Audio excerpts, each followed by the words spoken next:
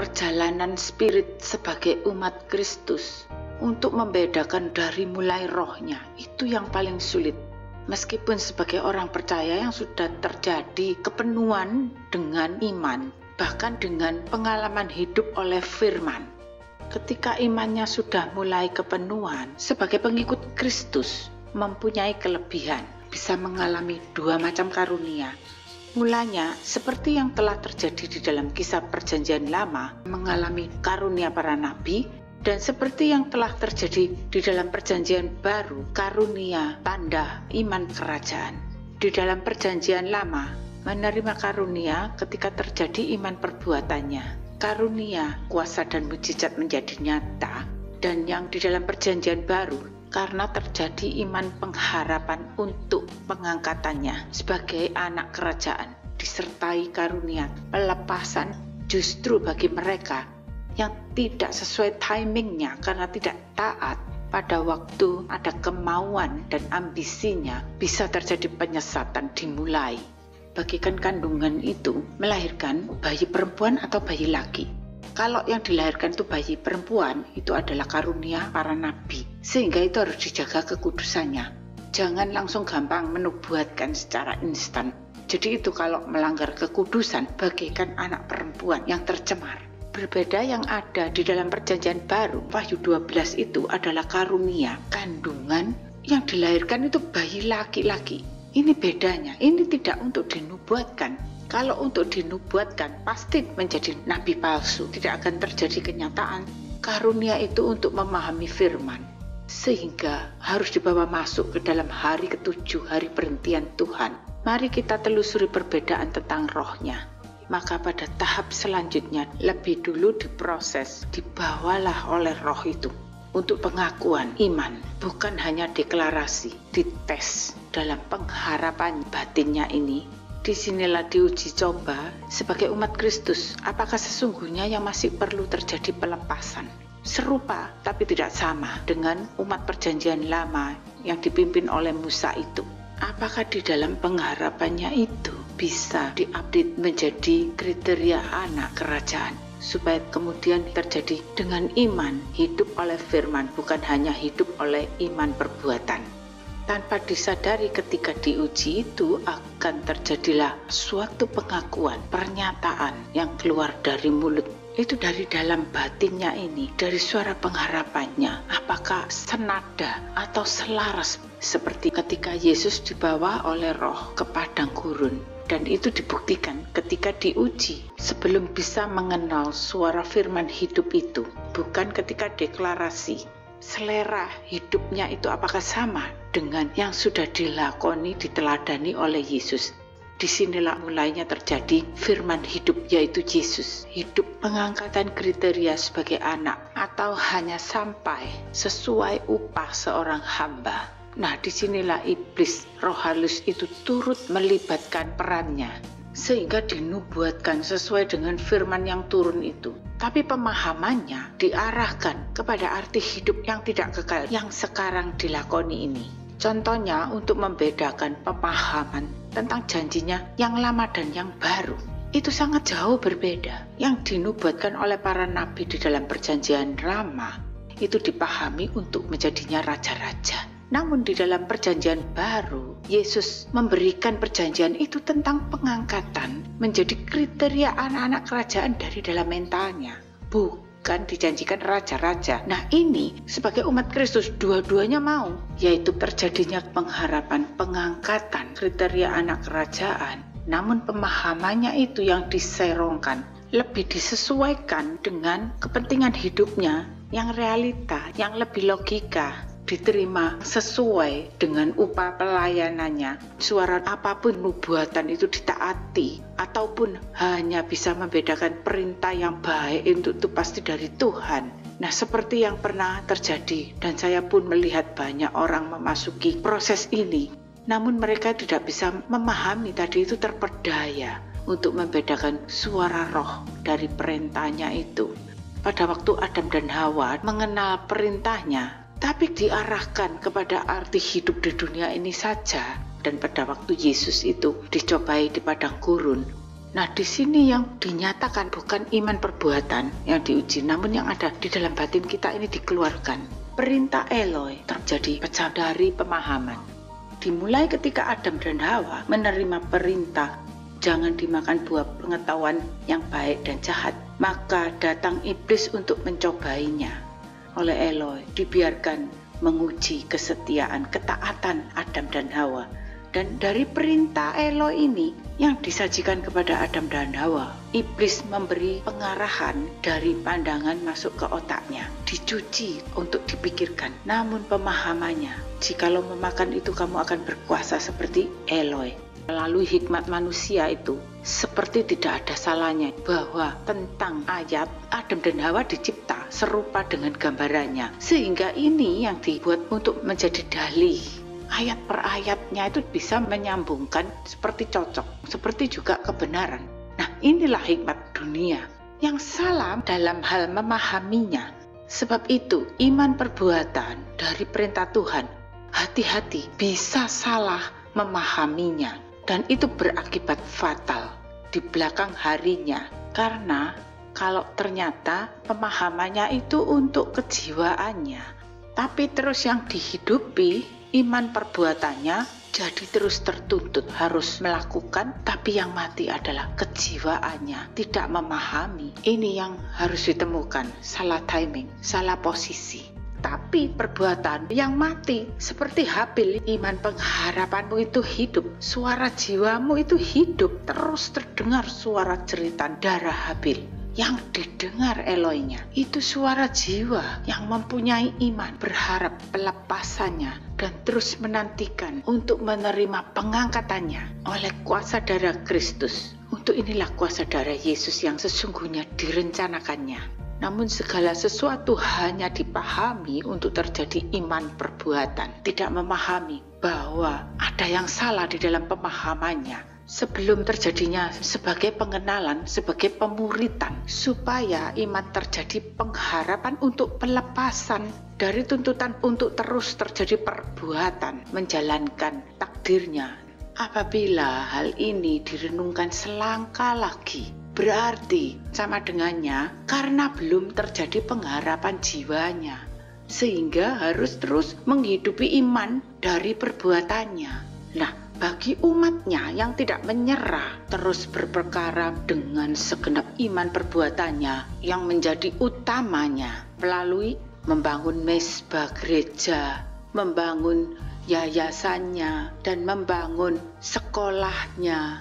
Tidak pernah perbuatan itu masuk dalam hal perhentian, sehingga menutupi tidak terjadi proses bahwa di dalam dirinya itu belum diproses untuk terjadi pengharapan yang kuat. Sesungguhnya tidak rela untuk seiring berjalan dengan Yesus dalam hal kurban, belum terjadi materai, sehingga terus semakin perbuatannya itu menjadi nyata. Jadi dalam hal percobaan yang pertama saja umatnya ini kalah, hanya berputar-putar di dalam hidup oleh karena iman perbuatannya. Sebagai pemenang itu memang harus mati supaya terjadi pengharapannya, seperti Habil, suara seruan jiwanya, ya Aba, ya Bapa, yang menggerakkan kasih Roh Kudus turun, bukan iman perbuatannya yang menggerakkan malaikat. Bahkan Yesus sampai dibawa ke dalam 3 percobaan di padang gurun. Maka yang diteladankan oleh Yesus pada waktu percobaan itu melalui iman perbuatannya, agar terjadi untuk kuasa Allah menjadi nyata, melalui batu menjadi roti untuk arti hidup yang nyata. Kenyataannya Yesus itu sedang lapar, namun Yesus menggagalkan pemahaman yang salah. Bagi Yesus, iman percaya pondasinya itu kuat, yang memberi hidup bukan dari kuasa mujizat menjadi nyata, namun yang memberi hidup adalah kuasa firman-Nya. Sebab di dalam perkara kuasa mujizat menjadi nyata itu masih bisa ditiru oleh bayangan gelap yang menyaru dan menyamar itu. Tidak bisa dibedakan. Mujizat itu bisa mirip. Ingat di dalam kisah pertandingan kuasa mujizat Musa dan juru nujum Firaun. Pertarungan itu mirip kuasanya. Tanpa disadari, bagi mereka yang masih berputar di dalam kuasa mujizat untuk terus menjadi nyata, menjadi target kuasa gelap, Maka saya berikan kesaksian bagaimana Roh Kudus memberikan ilustrasi melalui penglihatan dan mimpi pada masa bagaimana kita dipersiapkan untuk menjadi hidup kudus di dalam iman, menjadi tulus. Mulailah masuk ke dalam proses pengudusan iman sampai mengandung pengharapan untuk memahami firman yang benar. Saya melihat segerombolan orang-orang di dalam gelap, termasuk saya, dan saya menggandeng seorang anak perempuan yang kira-kira berumur 10 tahun. Bergerombol ini tujuannya adalah orang-orang yang mengejar terang, dan posisi terang itu menyinari seperti sorot lampu yang di mimbar. Fokusnya itu berpindah-pindah, tapi tidak tahu sumbernya dari mana. Di mana setiap kali sorot itu diarahkan, gerombolan kita tuh semua lari mengejar sorot itu. Ternyata di belakang kita pada saat mengejar terang itu ada melihat naga terbang, tapi hanya saya yang dapat melihat. Naga terbang itu bukan mengikuti terang, dia mengikuti kita orang-orang yang mengejar terang itu. Saya jadi berpikir, kalau kita bergerombol, sekali terkam habis semua kita ini. Karena tidak ingin hal seperti itu terjadi, maka saya teriakkan, ada naga mengikuti, jadi semua langsung bersemburat bubar. Nah, naganya ini marah, tahu saya bisa melihat, maka dia mengejar saya. Tapi dengan iman, saya tuding naga itu dan saya tengking oleh kuasa di dalam nama Yesus. Lalu saya terbangun. Mimpi penglihatan ini mengilustrasikan pada waktu di mana saat itu saya sedang melayani dengan segenap iman perbuatan menjadi pelaku yang diajarkan pemahaman tentang iman tanpa perbuatan itu mati. Itu sudah seperti menjadi hukum mutlak, misteri yang terkunci yang tidak bisa dilewati oleh umat Kristus sampai hari ini. Dan tidak berbeda fungsi dengan hukum Taurat yang tidak pernah bisa dilewati oleh umat perjanjian lama.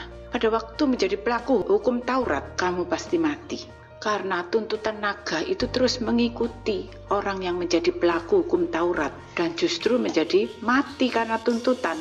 Karena mereka tidak ada yang menjamin. Namun umat Kristus mempunyai penjamin. Iman tanpa perbuatan itu mati. Nah, ini berarti tidak ada iman. Yesus telah menjamin semuanya itu. Bukan untuk enjoy, namun supaya kita bisa meneruskan perjalanan lebih dalam lagi, masuk ke dalam merogoh nyawa yang dalam jiwa kita dihidupi, mempunyai pengharapan. Itulah misterinya. Iman adalah dasar yang baru.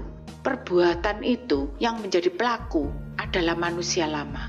Seperti kirbat yang lama diisi dengan anggur baru, harus diselesaikan, dituntaskan, masuk ke dalam karya salibnya. Jadi terjadilah di dalam kirbat baru, diisi anggur baru. Maka iman disertai pengharapan baru. Lebih dulu Roh Kudus harus dipahami. Namun sampai saat ini, ketika perbuatannya itu dibenarkan, tiada yang rela untuk masuk hari perhentian pada saat telah tersedia kurban. Karena telah tersedia kurban yang dianggap sudah sesuai. Padahal mengikut salib yang rela mati bersama Yesus pada waktu dia bangkit, mereka pun akan ikut kebangkitannya. Sehingga umatnya yang tidak rela berjalan salib lebih memilih dengan iman perbuatan untuk arti hidupnya berguna bagi Tuhan, berputar-putar mengejar terang yang sementara, dinanti oleh naga sampai jenuh dan lelah. Tidak disadari, di belakangnya tuntutan itu sudah seperti singa yang mengaum, siap menerkam kapan saja, menantikan sampai meragukan janjinya karena tidak bisa bertemu dengan terang yang sungguh. Yesus saja waktu percobaan 3 kali di padang gurun masih diancam, iblis menunggu saatnya yang baik sampai Yesus menang total di dalam karya salib menjadi Tuhan yang Roh Kudus. Tidak ada kesempatan lagi bagi bayangan kuasa kegelapan. Iblis pun hilang lenyap. Sebab Roh Kudus adalah terang sungguh, maka sudah tidak ada lagi unsur. Jikalau Tuhan itu ada unsur, maka pasti ada bayangan gelapnya. Selalu akan mengikuti dan memberi kesempatan untuk iblis pun bisa menyamar, pura-pura menjadi malaikat terang. Dalam tahap ini, saya mengingatkan orang-orang yang mencari untuk memahami pewahyuan dalam hal spirit itu harus masuk ke dalam perhentiannya. karena ada bayangan gelap. Itu berbahaya, supaya bisa membedakan. Sebab itu mutlak harus masuk perhentiannya hari Tuhan. Seperti di dalam Wahyu 12 itu.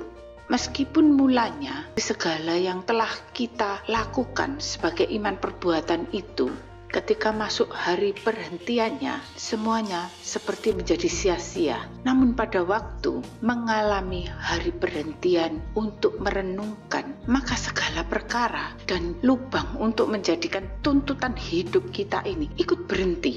Naluri dan batin ini yang semakin menjadi dekat. Setelah iman perbuatan dituntaskan, diselesaikan, ujian kedua masih menanti, menjadi naik tingkatan. Jadi seperti perkara itu diselesaikan satu persatu, kemudian yang kedua datang, yang pertama itu sudah selesai, nggak numpuk sehingga bisa tidak kuat menghadapinya.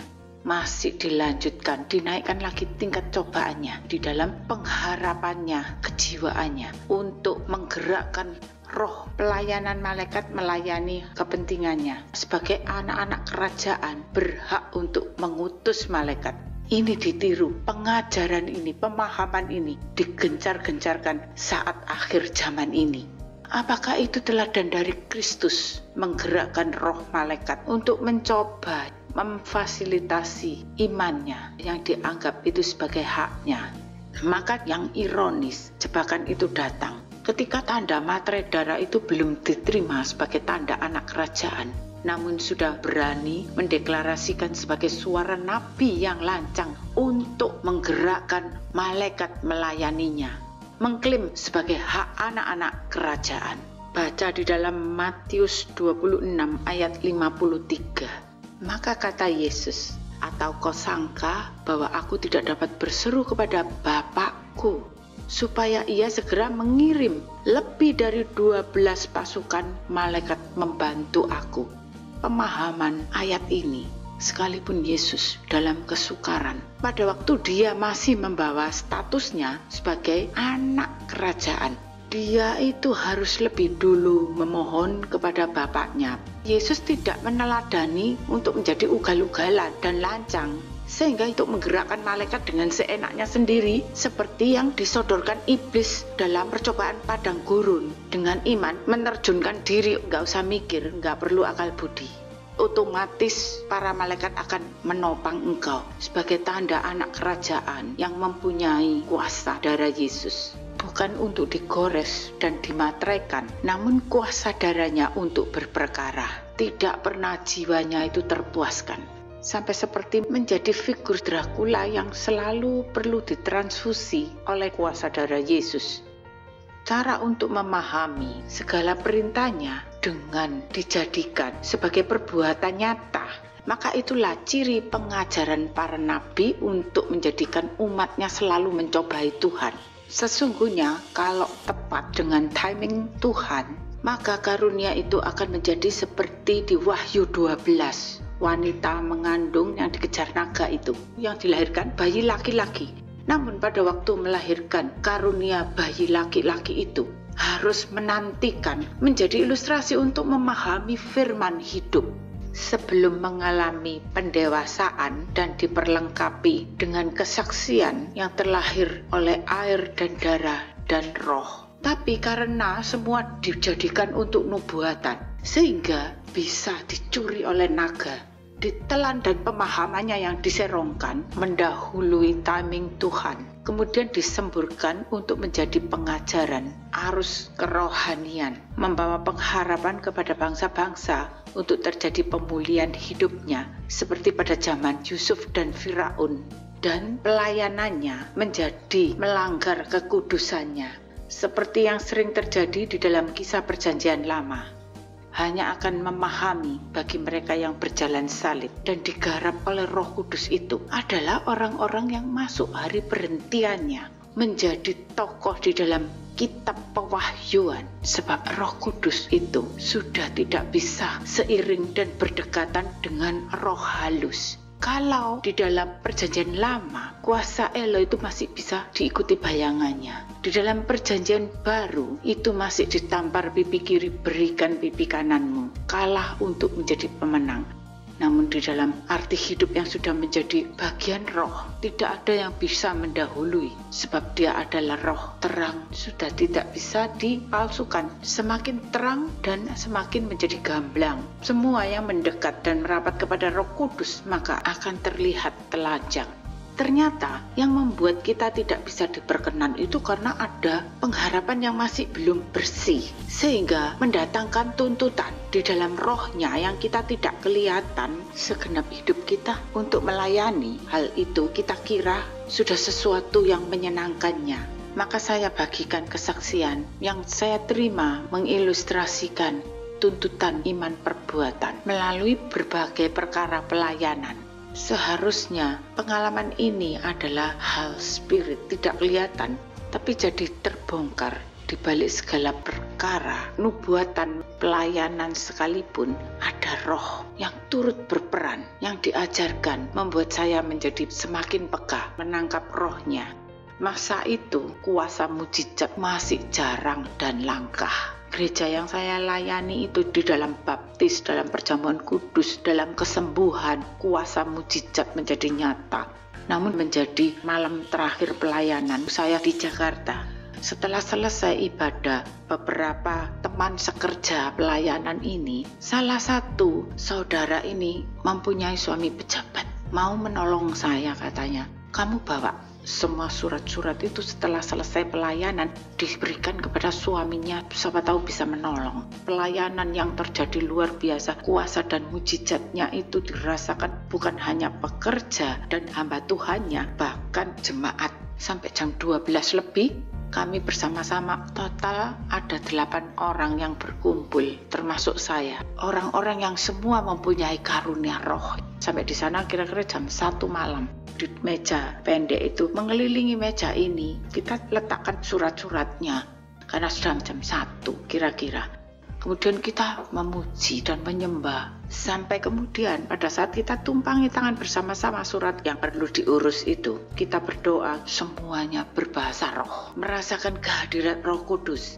Tiba-tiba salah satu saudara di antara kita yang menjadi istri pejabat itu menubuatkan kepada kita ini satu persatu, dan tentunya yang baik, sangat berguna untuk Tuhan. Si A, kamu bakal menjadi hamba Tuhan itu yang sangat powerful, dan semua itu dinubuatkan untuk melayani Tuhan luar biasa. Tidak mungkin hal seperti ini mencurigai bahwa itu bukan dari Roh Kudus.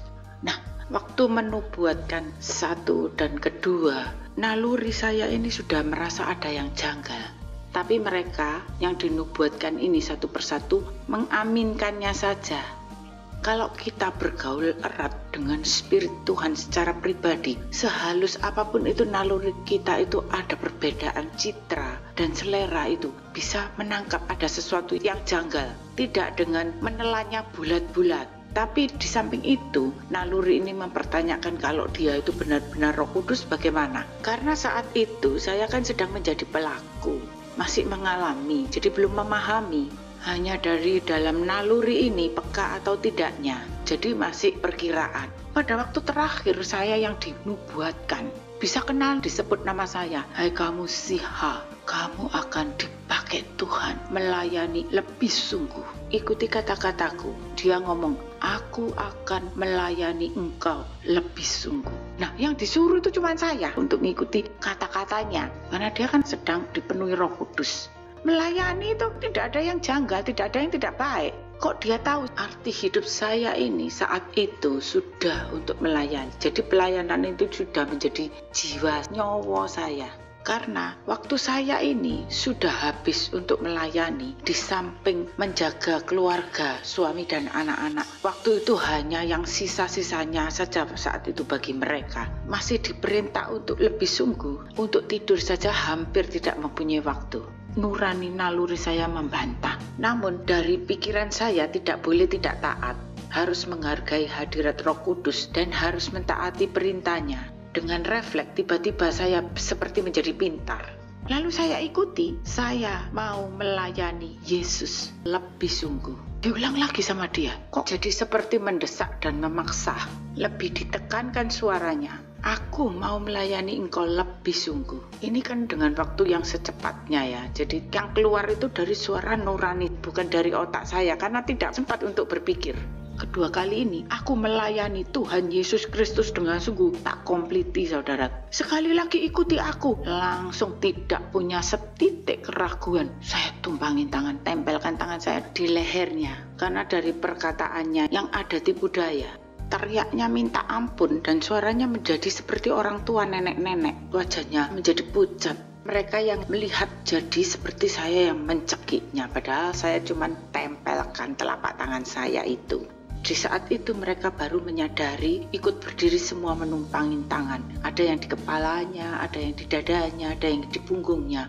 Untuk pelepasan dan ketahuan yang mengaku bahwa dia dukunnya disebutkan dari suatu daerah, diundang oleh suaminya untuk menyantet istrinya ini, yang kepenuhan ini. Berarti kan mau bunuh istrinya. Cuman tidak ada keberanian untuk membunuh, jadi membunuh pakai spirit. Akhirnya gak percaya, dukunnya membuktikan, saudara. Kalau tidak percaya, kamu lihat di bawah bantal dia.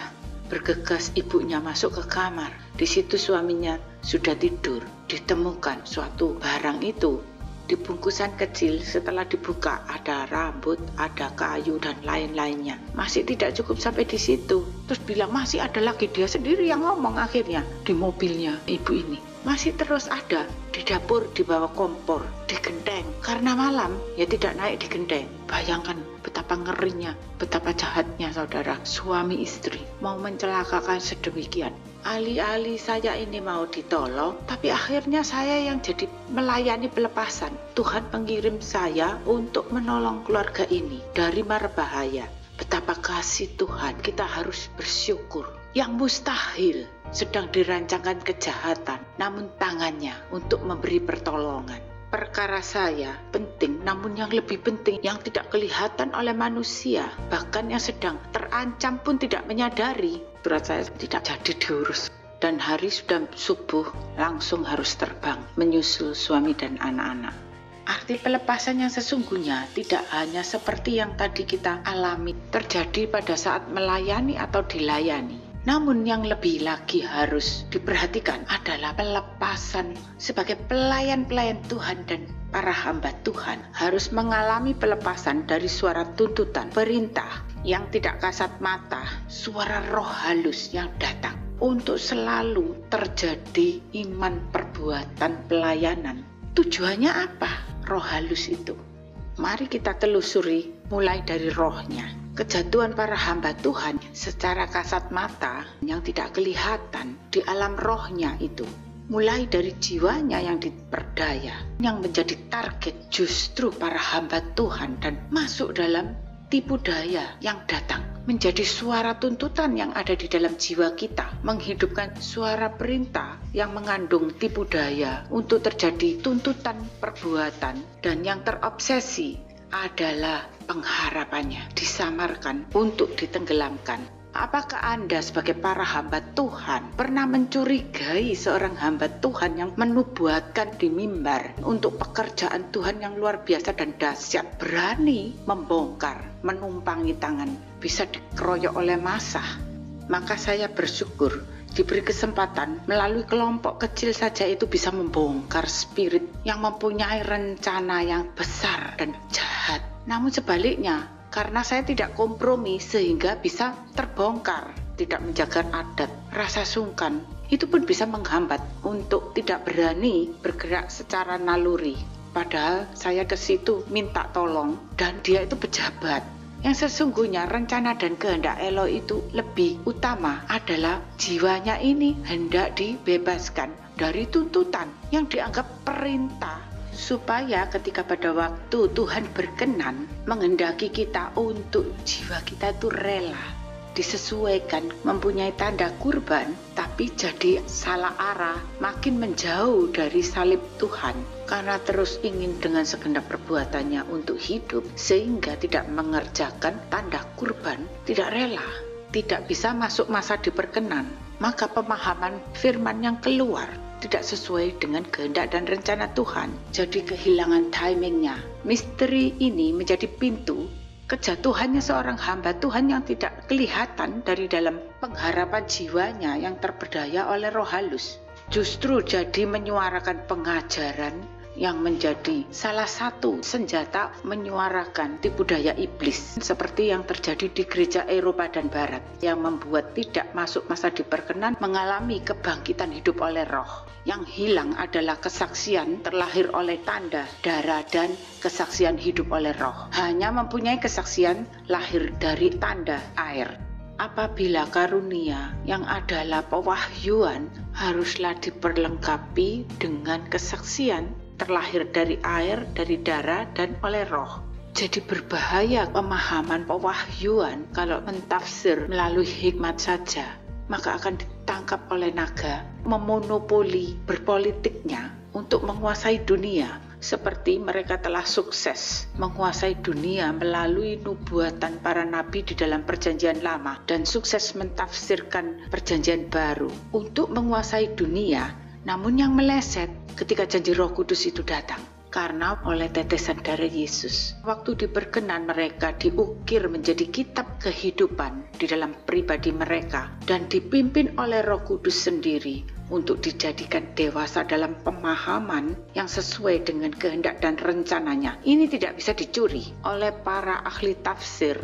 Jadi terus meleset tafsiran mereka di dalam kitab perjanjian baru tentang pewahyuan, sebab terkunci dan hanya dipahami oleh mereka yang menjadi bagian tubuh anak domba yang tersembelih.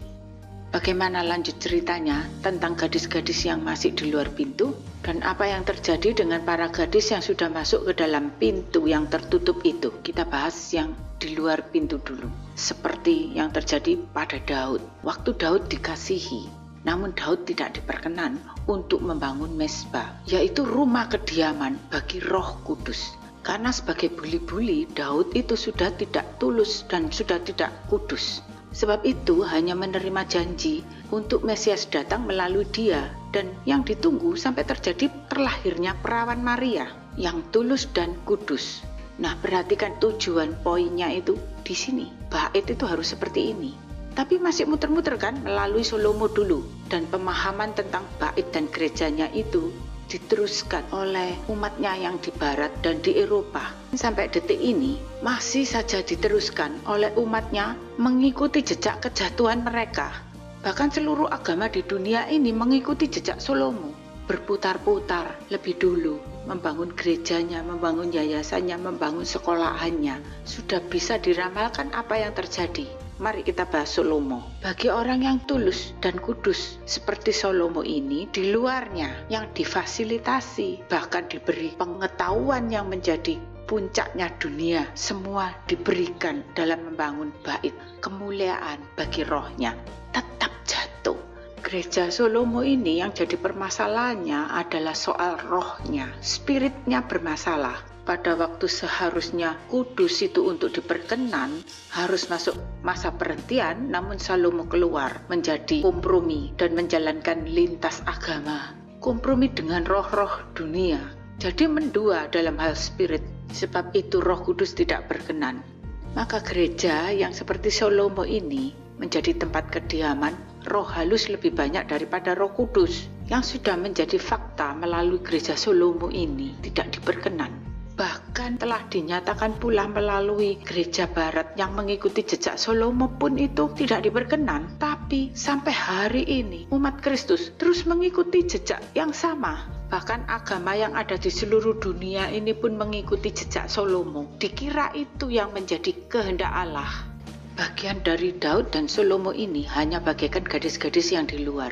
Meskipun Daud mendapat janji untuk terlahirnya Mesias dari keturunannya, tapi apakah sesungguhnya Yesus itu dari keturunan Daud? Kan cuma yel-yelnya benderanya saja menjadi logo. Karena Maria itu perawan dan tidak ada hubungan dengan Yusuf. Dia itu dari ketulusan dan kekudusan Maria yang diperkenan untuk tempat kediaman bagi terlahirnya sesuai firman.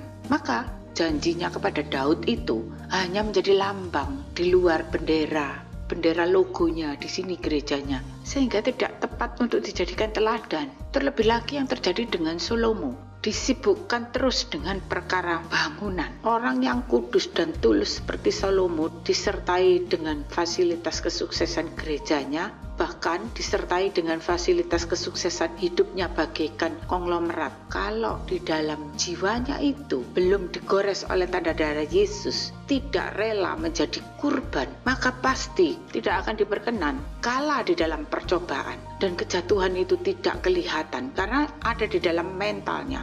Di dalam dirinya itu semestinya bait yang dibangun untuk kediaman Roh Kudus itu menjadi tempat kediaman roh-roh halus yang tidak kasat mata, dan mirisnya sudah kehilangan timing untuk bisa diproses membedakan suara Roh Kudus atau suara roh halus. Meskipun sudah kejadian, akan berlalu dengan begitu saja, tidak akan tertangkap. Andai saya tidak masuk ke dalam hari perhentian, baru bisa menjadi pemahaman tentang hal spirit di belakang mimbar. Dan gereja bait tubuh Bunda Maria menjadi teladan sebagai buli-buli yang menjadi perumpamaan dari gadis yang bijak. Jikalau hari ini setelah Bunda Maria menjadi teladan tapi masih mengikuti jejak Daud dan Salomo, maka akan menjadi golongan gadis bodoh. Mereka hanya lulus membawa yel-yelnya saja. Bendera yang di luar itu tidak menjadi buli. Proses yang poinnya sederhana, menjaga ketulusan dan kekudusan dari pandangan Eloi, bukan dari kasat mata. Tidak untuk ditampilkan kalau sudah memasuki hal roh. Justru dari penampilan tubuh gerejanya, pasti yang akan jadi pelanggar kekudusan. Semakin hidup oleh roh, maka menjadi semakin sunyi senyap dalam segala hal. Seperti yang sudah jadi pujian, malam kudus sunyi senyap, pada waktu hendak diperkenan. Saat-saat seperti ini, karunia-Nya itu sudah tidak untuk dibagikan bagi perkara pelayanan, namun untuk sangune mati sesuai kurban. Seperti gadis bijak, seperti saya juga pernah dikomplain oleh saudara seiman. Karunia kok dibek dewek? Ya seperti itu memang. Sebab karunia itu untuk menyertai sampai menjadi dikuatkan, menerima tanda kurban untuk menjadi sesuai, tidak takut dan rela jadi bagian roh. Disitulah terjadinya kelahiran pemahaman firman tentang hal kerajaan. Seperti pada waktu Yesus menghadapi percobaan padang gurun yang ketiga, mereka yang mempunyai mental sebagai anak domba yang siap untuk manunggalnya di dalam kurban, menerima tanda darah yang diperkenan. Kita telusuri dari dalam pintu yang sudah ditutup, mereka ini menyambut mempelai itu datang. Sudah mengalami uji coba yang ketiga kali seperti yang diberikan teladan oleh Yesus. Pengennya iblis mengajak Yesus berkolaborasi. Tidak ada yang melihat. Seluruh bangsa ini akan menjadi muridmu, menjadi rakyatmu, tapi kamu harus menyembah aku. Seperti politiknya dunia. Tak dukung kamu jadi presiden, tapi kamu harus tunduk dan takluk pada peraturanku. Maka saudara, cobaan yang ketiga ini, yang diberikan tawaran menjadi sebagai tingkatan elit dalam hal politik dan agama yang mendunia. Sehingga kalau sudah mencapai tingkatan ini dan ini bisa terperdaya oleh iblis, maka akan pasti menjadi orang penting. Ya, seperti menjadi nabi atau penasehat para kalangan elit. Beberapa nama pastor-pastor tidak perlu disebut yang ada di balik tirai politik dan agama di dunia ini. Mereka itu lebih berkuasa dari para presidennya.